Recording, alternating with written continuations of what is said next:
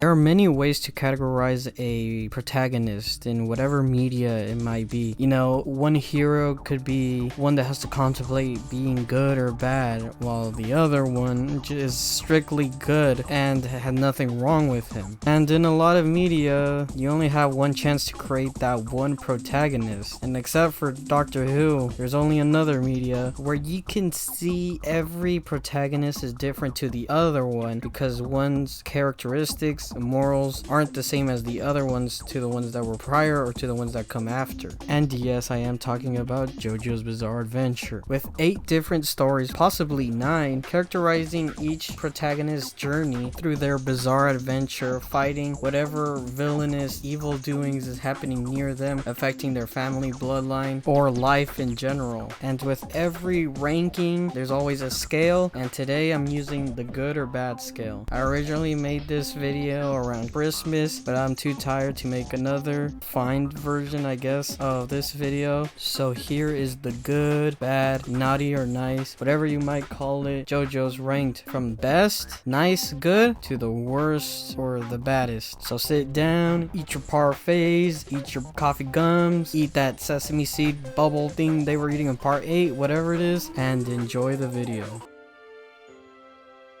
Oh my god, who would have thought this? The nicest Jojo on this list is Jonathan Joestar. I think it's safe to say that Jonathan Joestar is the nicest Jojo throughout all of the Jojos that we've seen. A true gentleman through and through, a man who tried to see the good in anyone, even if it hurts him, with no mother, being underappreciated by his father, and a bully for a stepbrother. Jonathan grew up with the most hopeful of mindsets, befriending a British thug and an undead warrior. I mean, if Dio out of all people started respecting you, that means you meant a lot to Dio. And the fact that he killed one of his main slaves because you were getting disrespected doesn't mean you're the nicest Jojo to ever exist, then I don't know what is.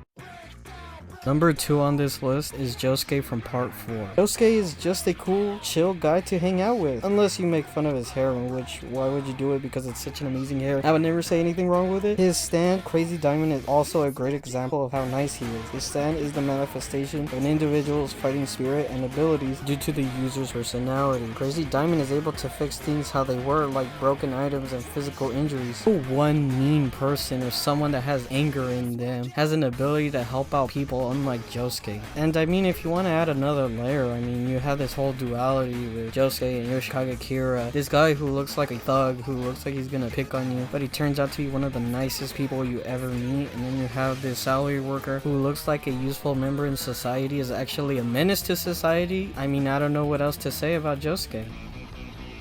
Number 3 on this list is Giorno Giovanna. Ever since a young age, Giorno has been a man on a mission to remove all drugs and evil influence that was taking part in his birthplace of Italy. You know, if you were 15, you would make like a petition or try to go for a job that can help the environment or help the police, or even go as a Bacchio and try to become a police. Giorno decided to do one of the biggest and most ballsiest things ever and just decided, hey, I'm gonna join the mafia and I'm gonna destroy it from the inside. I mean, he isn't just a man doing this, trying to become a mafioso. He actually went to the mafia, allies himself with one of the nicest and loving gangs out of all of Italy, saves the daughter of the mafia, then gains her as an ally, then goes on a mission to basically kill the mafia leader, kills the mafia leader, and becomes the next mafia leader. Now that shows a lot of commitment. I mean, I barely finished uploading YouTube videos. I barely finished uploading homework, and I mean, Giorno went like from regular high school student to mob boss in like a week. You know, Giorno was on that, you know, rise and grind shit, and I don't think I would ever do that. So let's just thank God that, unlike his father, he was in the good side.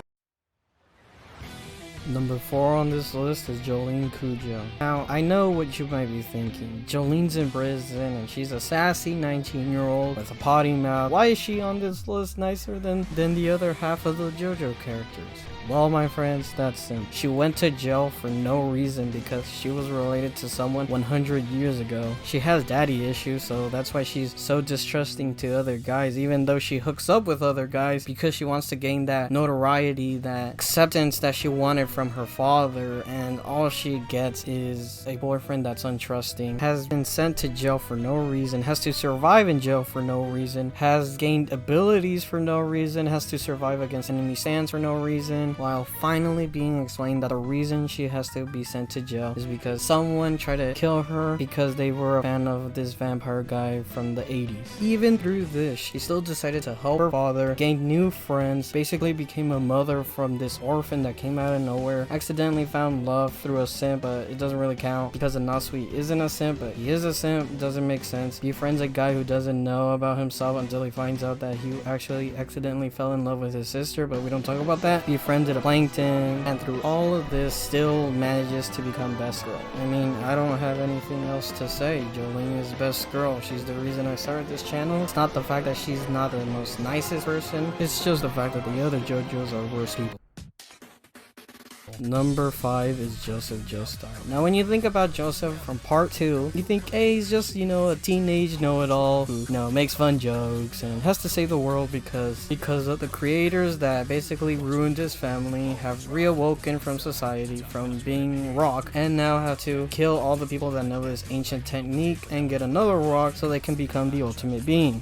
Common teenager things. But when you think about part 3 and part 4, you start to wonder, maybe Joseph isn't that good of a person. Then you find out in part 4 that, yeah, he's a sleazebag. He impregnated a 16-year-old girl in Japan and ruined the kid's life, even though that kid himself said, oh, I blame myself for this whole thing. I'm sorry that I'm causing you guys some stress. I mean, come on, look, I know that Joseph is a really horny guy, but you really had to go to Japan to do this? I mean, he still had Suzy Q, and Suzy Q as a gilf looks, she doesn't look that bad. I don't know what Joseph was on, he was on demon time. Joseph decided to become a menace to society even though he was on his 60s. Who could blame Joseph for being horny? He was on an adventure, even though that adventure predates Stardust Crusaders, so that means he went to Japan potentially to visit his daughter and grandson, only to accidentally pipe a 16-year-old Japanese girl who had to raise a kid alone and who's older than the father. I mean, Joseph wanted to sacrifice himself for a random baby, so you know what, it doesn't matter, it nullifies everything he did.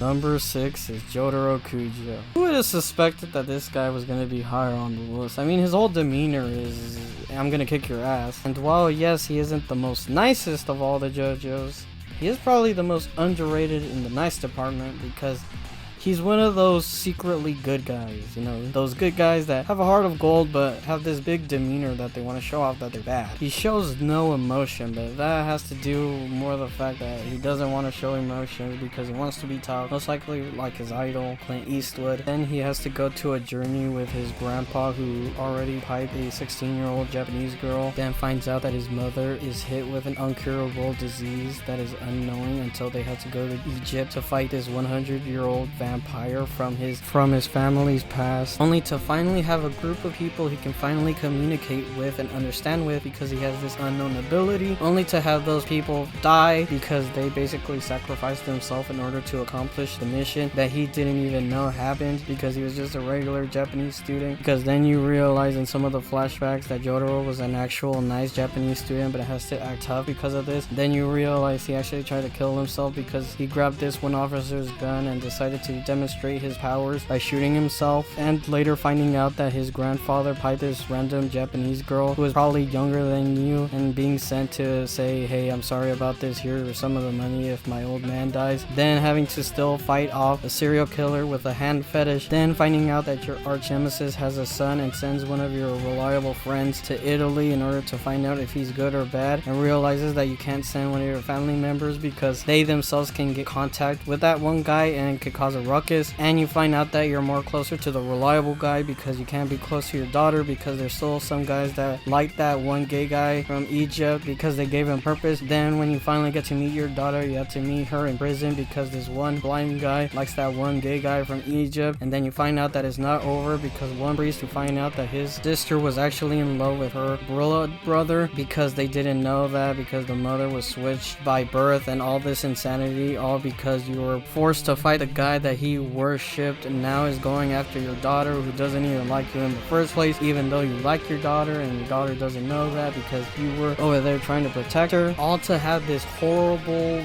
nightmare of a life because of this one gay guy from Egypt who hated this one British guy a long time ago. And a lot of people wonder why Jotaro is upset and serious all the time.